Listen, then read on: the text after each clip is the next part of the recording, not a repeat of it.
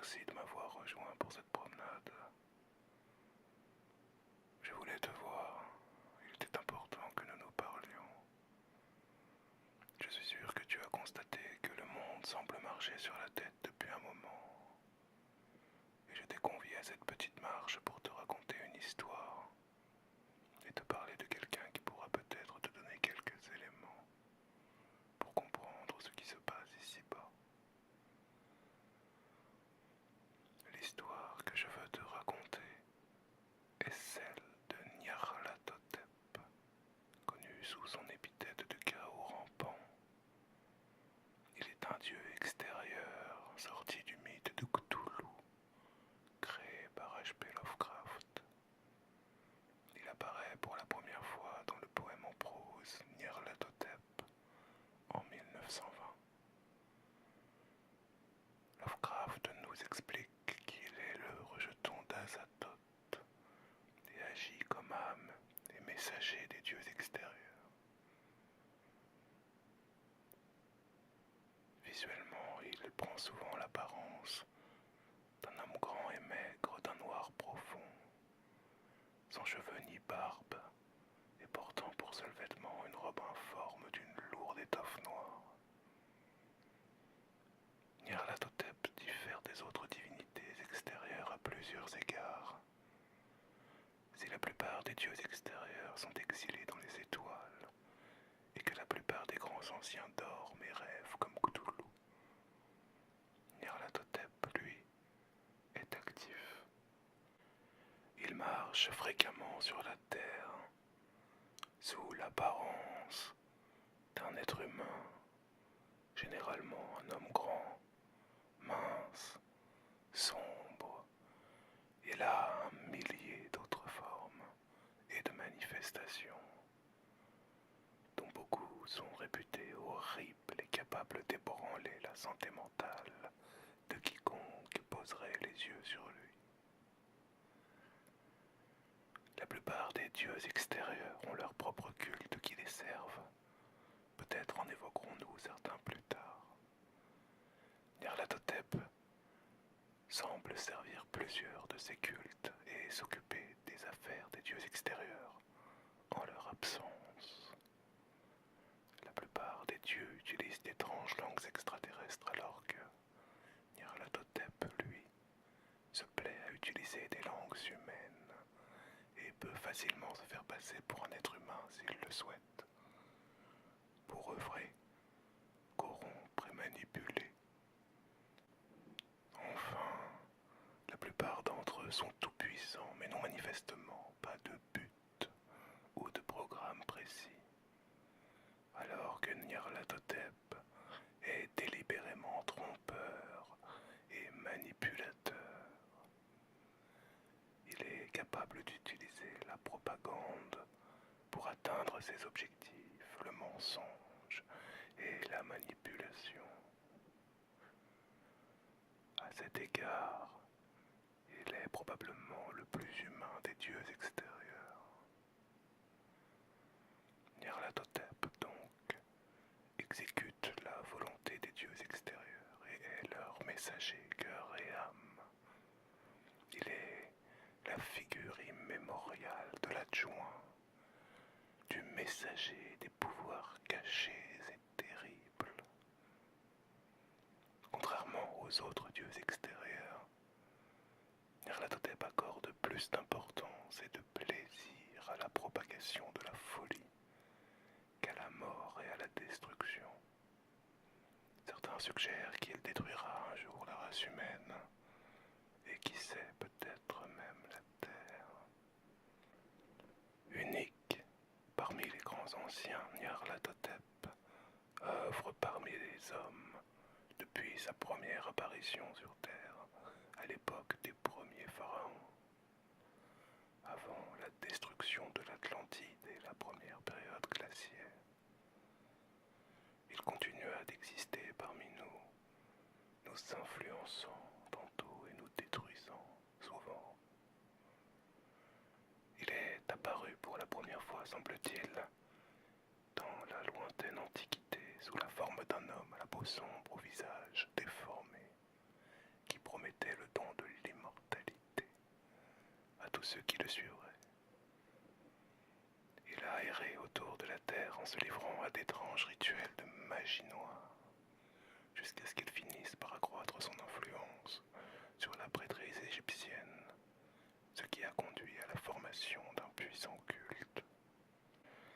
Ce culte finit par usurper la famille régnante légitime et couronna son chef, Nefrenka, en tant que pharaon. Sous le règne de Nefrenka, l'Égypte fut transformée en un vaste abattoir, la secte dirigeante se livrant à des actes ignobles de nécromancie, de nécrophilie et d'autres. Sous la direction de Nyarlathotep, afin d'acquérir un pouvoir divin. Si cela t'intéresse, tu peux en savoir plus en lisant Le Dieu sans visage. Finalement, le peuple égyptien se tourna vers les forces du bien et se rebella contre Nefrenka. Ses armées prenant d'assaut son temple et encerclant les forces de Nefrenka dans un dernier acte de défi. 100 des cultistes ont suivi le pharaon jusqu'à une tombe souterraine secrète où ils ont été enterrés vivants avec lui. Tandis qu'un petit nombre de cultistes restaient à la surface pour sceller la crypte.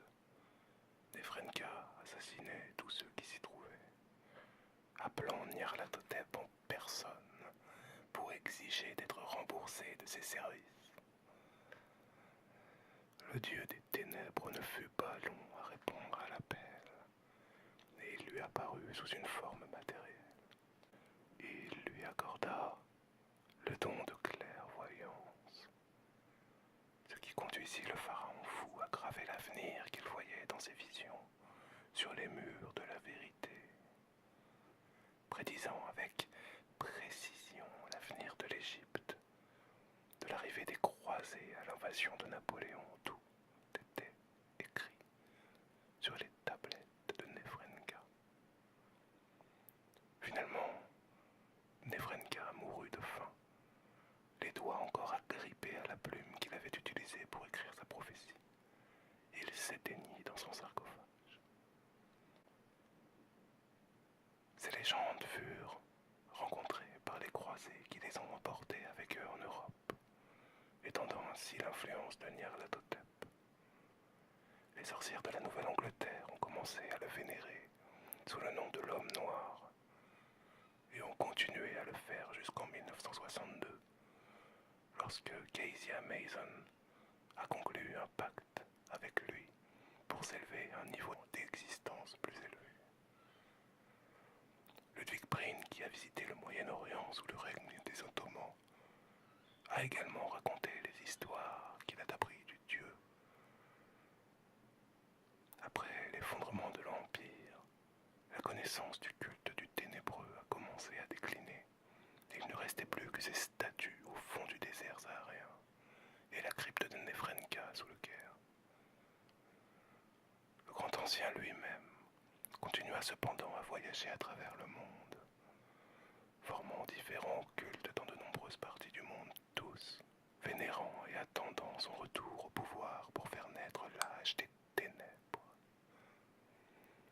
Il exerçait un contrôle total sur le désert saharien, qu'il hantait et utilisait comme outil pour tuer tous ceux qui s'approchaient de ses autels. Un homme, le docteur Stuttgart, attaché à une expédition archéologique allemande, découvrit l'histoire de l'un de ces autels et s'introduisit sur le territoire avec un groupe d'habitants effrayés. Nyarlathotep les repoussa et se mit à suivre l'homme qui traversait le désert en essayant de retourner à la civilisation.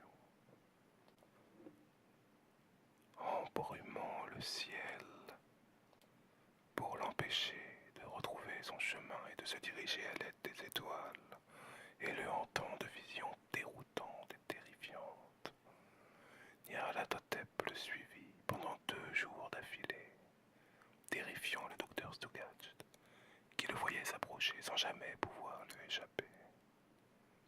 Finalement, le dieu sans visage ramena l'homme à l'autel, où il le piégea dans une grotte de sable. Au bord de la mort, Nergash se mit à chanter le nom de Nyarlathotep, se soumettant à son pouvoir.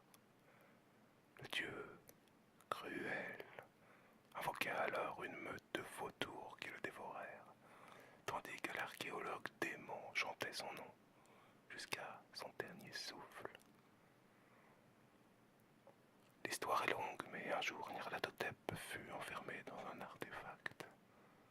Celui-ci rendit fou celui qui le découvrit des années plus tard et l'entraîna à la mort.